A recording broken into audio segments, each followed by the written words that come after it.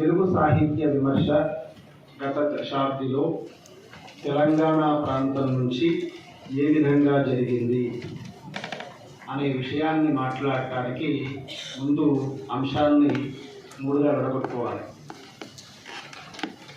తెలంగాణ ప్రాంత విమర్శకుడు రాసినటువంటి సాహిత్య విమర్శన, తెలంగాణ సాహిత్యం మీద మాత్రమే వచ్చిన సాహిత్య విమర్శన, తెలంగాణ సాహిత్యాన్ని గురించి తెలంగాణ విమర్శకుడు మాత్రమే రాసిందా, ఈ స్పష్టత మనకు కావాలి.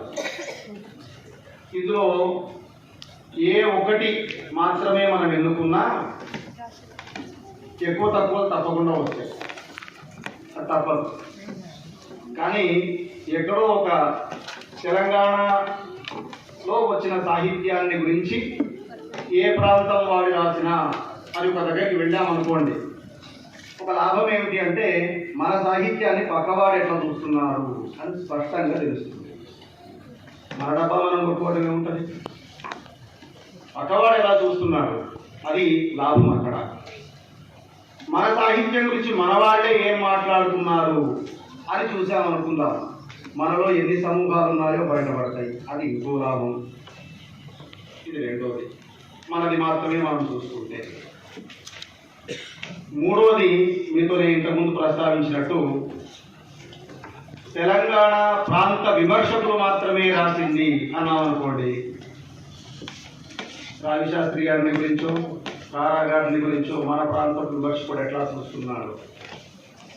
ఇక్కడ ఉన్న లాభం ఏమిటి, అసలు తెలంగాణ సాహిత్యాన్నే కాదు పక్క సాహిత్యాన్ని కూడా ఇక్కడ ఎవరు ఎలా చూస్తున్నాడు అనేటటువంటి విషయం తెలుస్తుంది. అంటే ఎక్కడికి వెళ్ళినా ఓవర్లాప్ ఉంటుంది, ఎక్కువ తక్కువలు ఉంటాయి అని చెప్పడం నా ఉద్దేశం.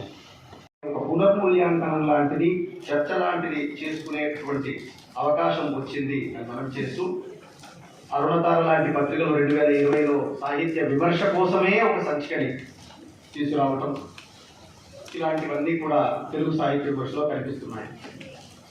అస్తిత్వవాద దృక్పథం మనని ఏ భాషలో ఆ సాహిత్యం ఉన్నది అనేటటువంటి ఆలోచన కంటే మన ప్రాంతం నుంచి వచ్చిందా, వస్తే అది మనది అన్న తెలివిడితో మనం పనిచేసేట్టుగా చేసింది. ఒక ఉదాహరణ చెప్పాలంటే మా మిత్రుడు కాసిం తెలంగాణ సాహిత్య పుస్తకమే. అట్ట వెనుక మీరు జాగ్రత్తగా చూడండి, తెలుగు పుస్తకమైన నరసభూపాలియన్ కంటే కూడా ప్రతాపరుద్రీయం కొంచెం సంస్కృతం పుస్తకం, దానికి ఇంకా గుర్తుకు రాలేదని బాధపడతారు.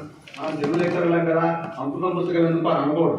అంటే నేను ఆలోచిస్తున్న మాట ఏమిటి అంటే, ఇక్కడి మరాఠీ సాహిత్యం, ఇక్కడి ఇంగ్లీష్ సాహిత్యం, ఇక్కడి ప్రాంతంలో ఉన్నటువంటి తెలుగు సంస్కృత సాహిత్యాలు అస్తిత్వ దృక్పథంతో వీటన్నిటినీ కలిపి చూసేటటువంటి ఒక లక్షణం మనకు ఏర్పరిచింది.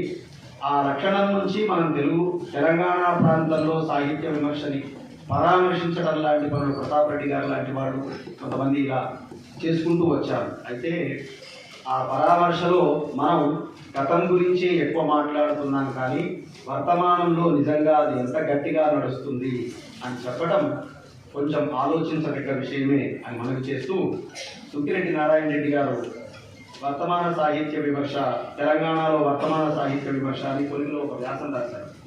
కేవలం 4 విమర్శకులు, వర్తమాన విమర్శకులు అని టైటిల్ పెట్టారు. మరి ఒకరి తర్వాత ఒకరిని రాసుకుంటూ వస్తారేమో చూడాలి. స్వామి, రాసిం, అట్లాగే సంగిశెట్టి శ్రీనివాస్, ఏనుగు నరసింహారెడ్డి గారు, వీళ్ళని మాత్రమే ప్రస్తావించారు. మరి కారణం ఏమిటి తెలియదు. ఆ వ్యాసం అక్కడికి ఆగిపోతుందా లేకపోతే ఇంకొంతకాలం తర్వాత వస్తుందా తెలియదు. అంటే ఒక సమూహంగా వర్తమాన విమర్శ అని మాట్లాడుతున్నప్పుడు, విమర్శకులు అని మాట్లాడుతున్నప్పుడు, మన ప్రాంతపు సాహిత్య విమర్శ చేస్తున్నటువంటి మనమే మనం గుర్తించుకోకపోతే, మననే మనం ఒకసారి కలుపుకొని వీళ్ళేం చేస్తున్నారు వాళ్ళేం చేస్తున్నారు అని మాట్లాడకపోతే సాహిత్య విమర్శ స్పష్టమైనటువంటి దారిలోకి వెళ్ళే అవకాశం ఉండదు అని మనవి చేస్తూ, ఈ అవకాశం ఇచ్చినటువంటి మిత్రులందరికీ కూడా కృతజ్ఞతలు అర్పిస్తూ ధన్యవాదాలు.